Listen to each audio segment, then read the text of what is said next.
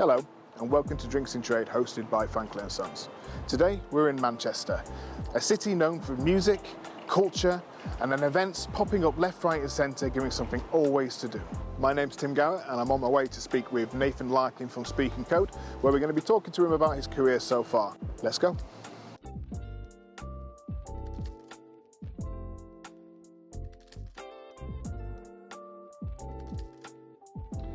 So Nathan, tell me a little bit about your career in hospitality. Okay, straight in. I've been in hospitality for around about 11, 12 years now. I kind of lose count. But I essentially started working in Hard Rock Cafe. It kind of just came around. I was sitting with some friends one night and a friend called me up and said, hey, like two people have just walked out, like, do you fancy being a bartender? And at the time I was like, yeah, that sounds like a cool thing to do. So let's do it. It's quite a funny story actually, because I'd not long been back from Australia from traveling, so I hadn't like built up my wardrobe or anything. So she was like, you need to come for an interview now. And it's like 9:30 p.m. on a Tuesday. And I was like, oh man, I don't have anything to wear. So my friend lent me his shirt and some pants, and it was just way too like oversized for me. So I thought I needed to rock up to this interview in like formal wear and stuff, and it just didn't really, it wasn't really like that. But so yeah, I went to this interview. It seemed to work for both parties. So then I became a bartender. It was terrible for a little while. For the first 6 months, I remember turning up to work every day shaking because I was like, I can't do this. I was that guy that would like break my shaker glass, trying to like seprate a tin and a glass. You went straight into bartending? You didn't start as a bar back though? Straight to bartending. Oh, nice. Yeah. So straight into bartending, and then probably within about 12 months, and you'll kind of hear like the same story in different kind of ways from a lot of bartenders, is that whole like, look, I could see that I would make people smile from something that I was doing, so I kind of like felt like I'd found a calling in life, like especially if, a lot of people who go into this industry are kind of lost in a way. So I kind of felt, I felt good about it. I was like, cool, I feel like this is a bit of a calling for me. Started to take it a little bit more seriously, and to kind of like build up my knowledge on like different products and alcohol and stuff. Like I used to go help out in inventories on Monday mornings, and I'd turn up and I'd just pull pour spouts out of bottles and smell everything that was on the back bar. And there was a bunch of stuff I'd never heard of before that was like, I don't know what it is. I want to try to figure out what it is and see if I can find a way to like it if it wasn't something that I liked. So I remember when I first started bartending and I hated gin, I was like, well, I want to find a way to use it so I can sell that product and also create something enjoyable to somebody else, because nobody wants the bartender that says, hey, I don't like it, so how does that give you confidence in trying it for yourself? So I started to kind of create my own cocktails, and it was kind of frowned upon there. You have to be very set with the menu and set on their style. Something I later like really respected actually, because it kind of taught me a lot about culture in the workplace. But I would, exactly, yeah, for sure. So, but what I would do is I'd veer off menu every now and again, and to a lot of my other bartenders' annoyance, it was, and I'd just create my own concoctions for people. And I think that partnered with becoming a supervisor, I really started to push, like, in terms of the training and development side, and I ended up making a cocktail that then made its way into the global menu for Hard Rock cafes, like worldwide. Amazing. And then I asked my GM at the time, I said, hey, look, who's the person that makes these decisions? Who's the person that says, yes, that makes it on the menu, and kind of just, that person overall. And I said, can I get that person's email address? I just want to send him an email and say, hey, thank you. And he's like, right, cool, I probably shouldn't, but here you go, that's the email address, just say thank you. And he was like, just keep it short, say thanks, and then leave it as. And I did, I said, hey, thank you. And I said, look, I really want to continue doing this, and I want to help. Like, I'm here to help, and that's what I want to do.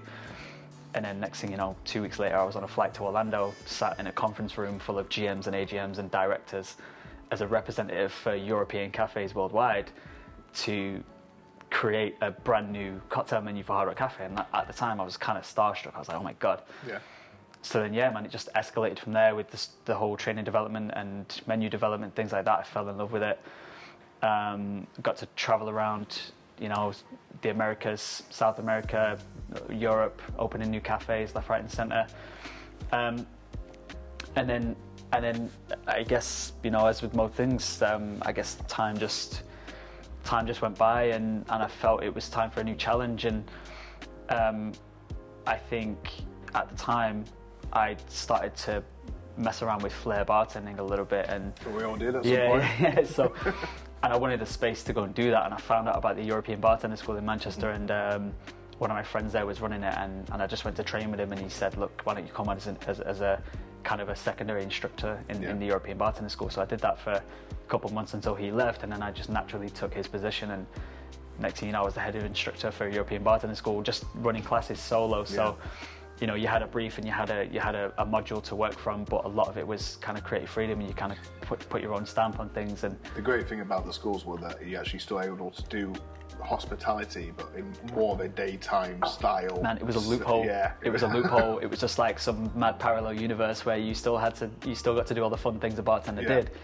But you're done by 6 p.m. Exactly, yeah, you're done by 6 p.m. So I think from there I started to teach more advanced bartending courses. So they brought out this new program. It's like 2-day mixology course, and you teach people how to, you know, ferment homemade cordials, shrubs, make clear ice. We used to get like professional like ambassadors in to do a little chat about tequila and things like that as well. Kind of stuff. So it was a bit of a so from being in a bubble in Hard Rock to then actually trying to integrate myself into more of a hospitality scene, because at the time I would actually try to get my students jobs after their school. So that was part of kind of what we offered is, you know, do the course, and afterwards if we recommend you, I'll reach out to people and see if you can start there, whether it's an apprenticeship or whether you just join as a junior bartender. So it's about integrating myself into kind of a hospitality scene. But the advanced mixology course really kind of was where I started to jump down that rabbit hole of other kind of cocktails and a bit more of like refined, you know.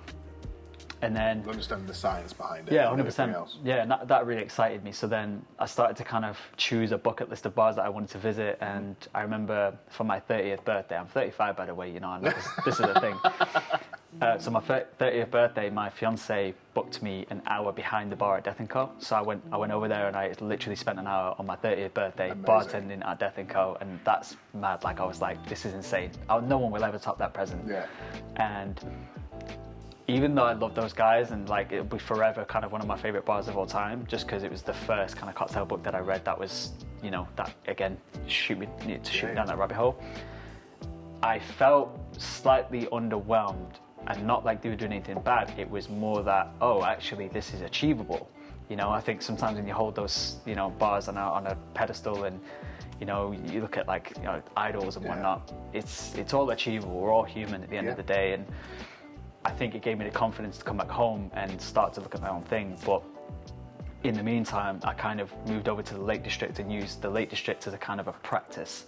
You know, like I helped them develop their training programs in the bar that I was working at. I was helping develop their menu, and again, we were bringing like clear ice and homemade products and things like that. But I could only got a safety net of business. Yeah, I could only take it so far, because the local, you know, local trade still just wanted espresso martinis, pornstar martinis, and not to venture too far away from that. So I kind of said, look, I want to do this for myself, and a space became available in Manchester, and I went and took it. And I don't know if that's a short version or a long version. No, that's cracking, mate. How it all started.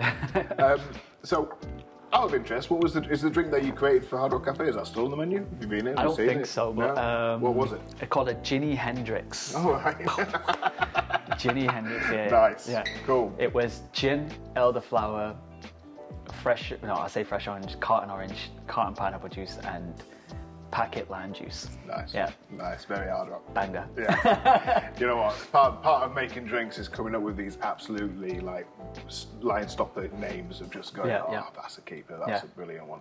But you know what's funny as well? Because now at Speaking Code, we don't really have names for cocktails. Like I was done with it. You know, like, you know, trying to come up with puns and all kinds of, you know.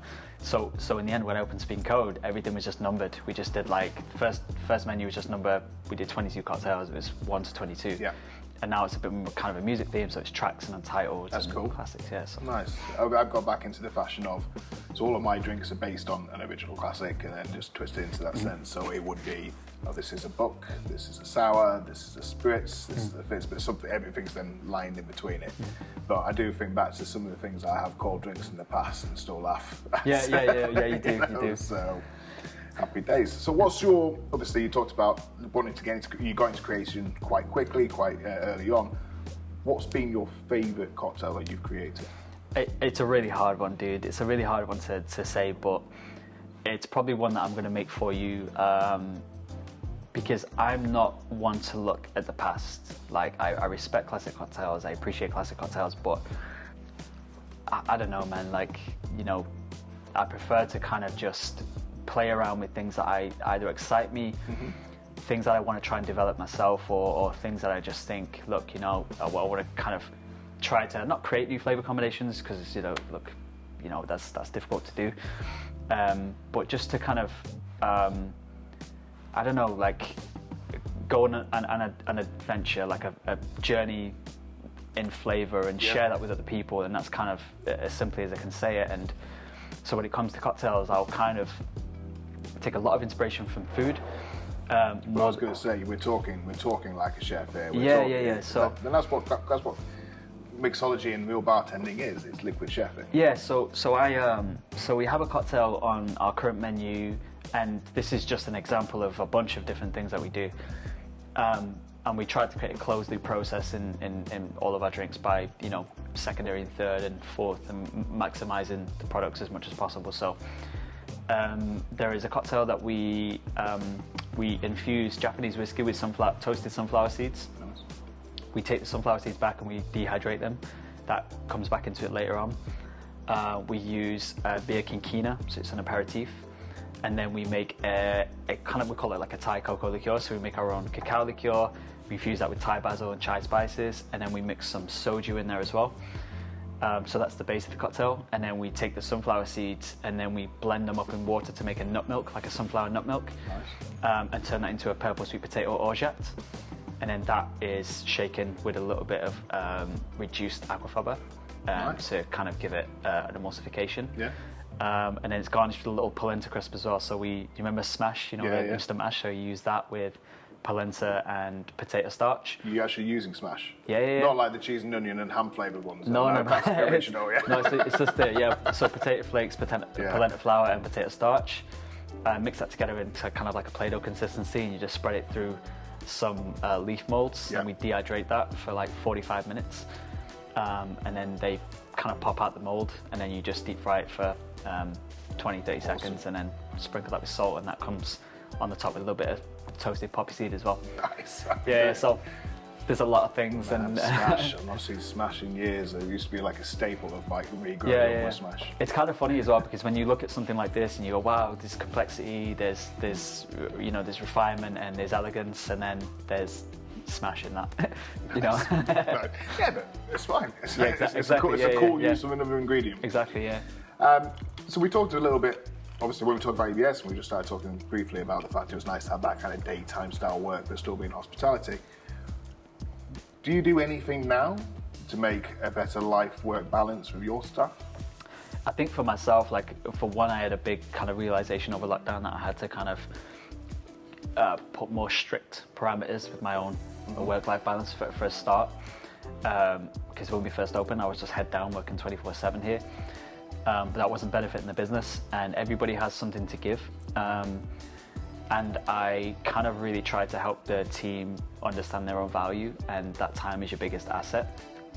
So the way I think the whole employee-employer thing, I think sometimes things can be a little bit outdated in hospitality. So I look at everything as an investment from everybody, you know, a time investment. So for one, it's like, invest your time wisely, for sure. We don't want people being here all hours of all days and running themselves into the ground and suffering any kind of burnout. So I think a big thing a lot of people are doing is aiming for a 4-day work week. But I think also one thing I have to say with that is I was at an event recently, and I heard someone say something I couldn't agree with more. They said it wasn't their job to motivate the team.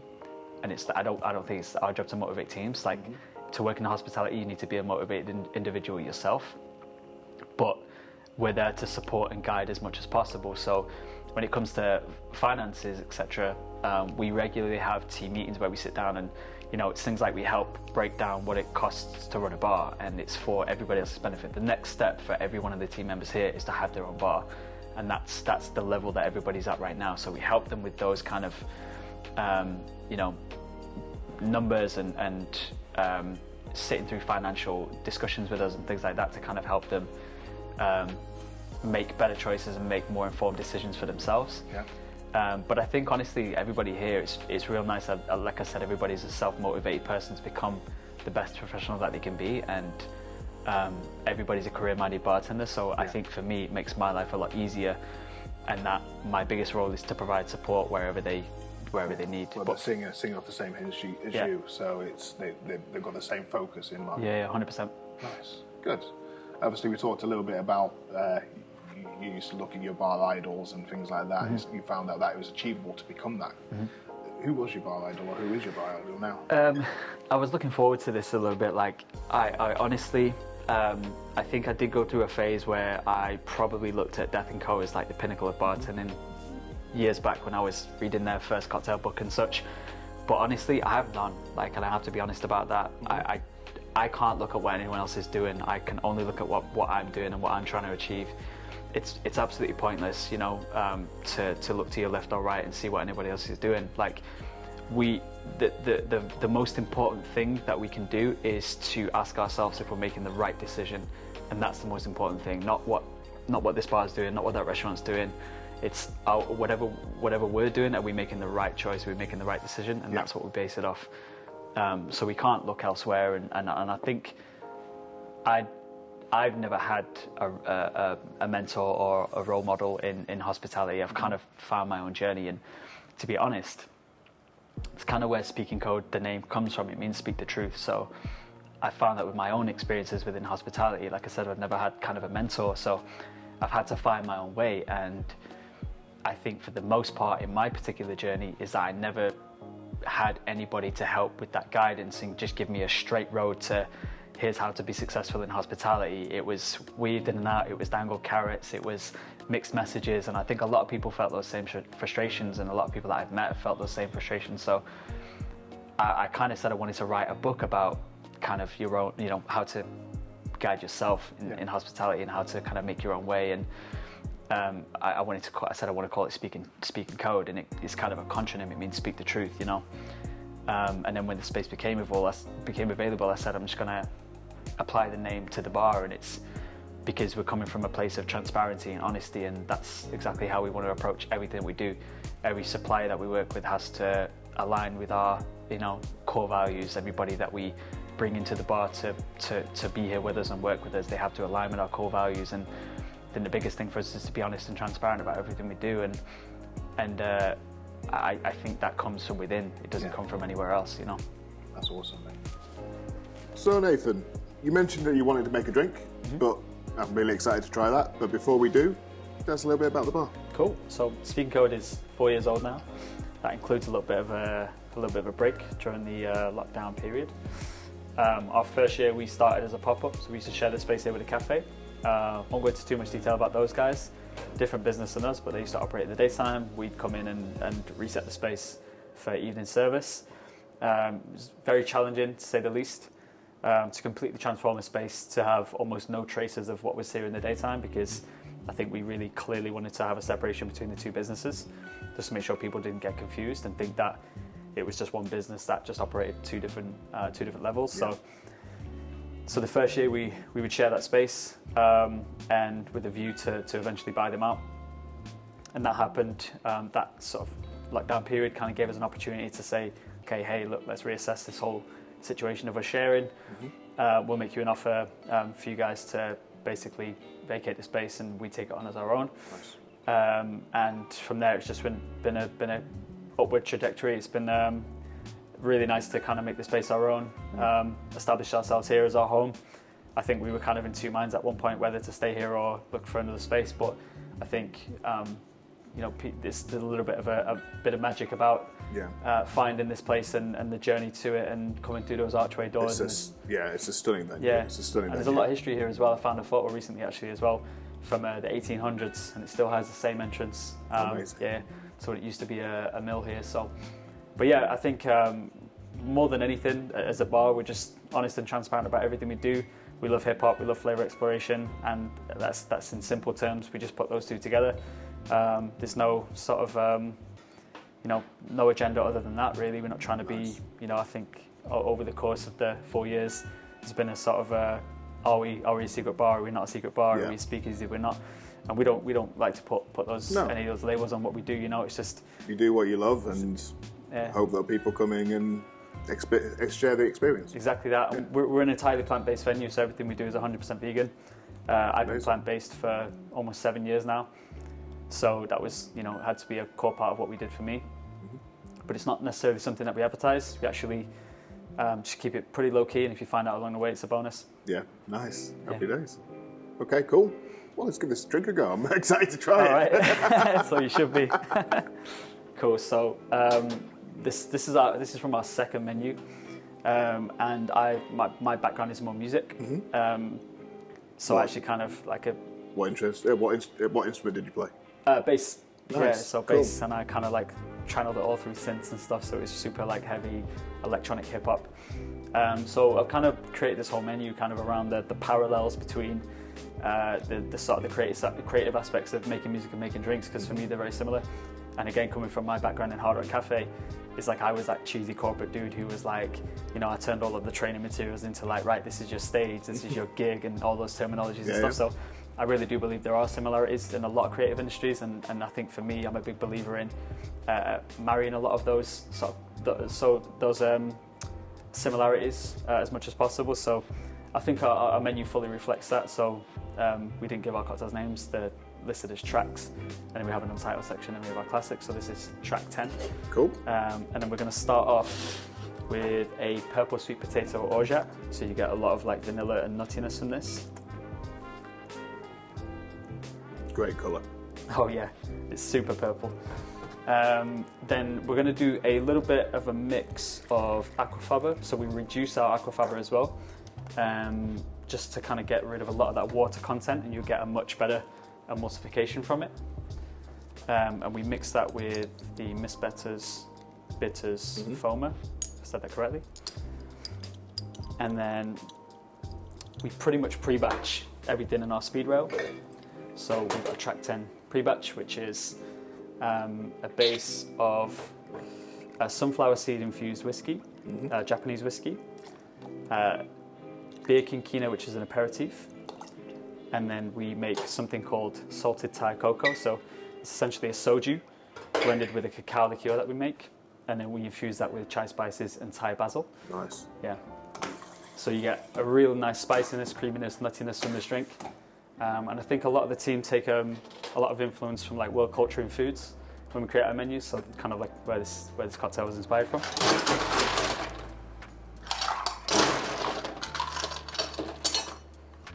All right.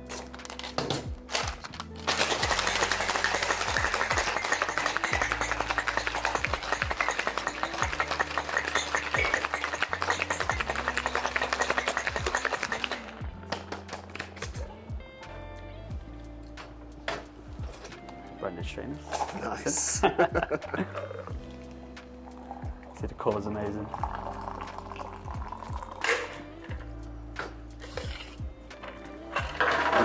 Yeah, the hue on that colour is beautiful. Yeah. Just a little bit of extra aeration. Yeah, so we don't double shake. We prefer to use these coffee foamers. Just kind of speeds up services that little bit as well. Done the same thing with a like a mini spindle mixer. Yeah, yeah. A little milkshake mixer. Sours have become a lot easier. Yeah, absolutely. And we only have just a few emulsified drinks on our menu, but they absolutely fly out, so we're literally smashing them out every night.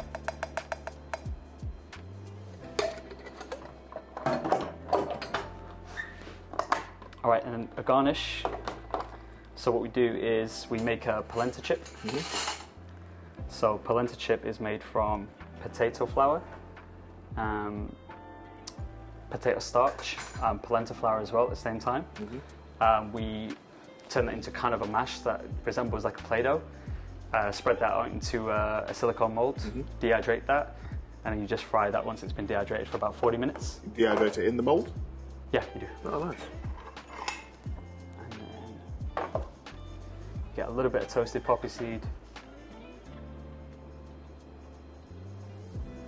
over the top just for a little extra nuttiness.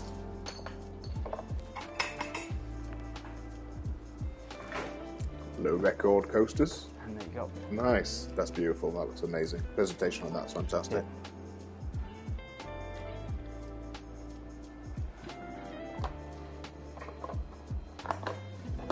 the texture, and that's awesome. Yeah, super velvet. Yeah. Oh, mate, thank you very much for that. That's No worries. stunning. Enjoy.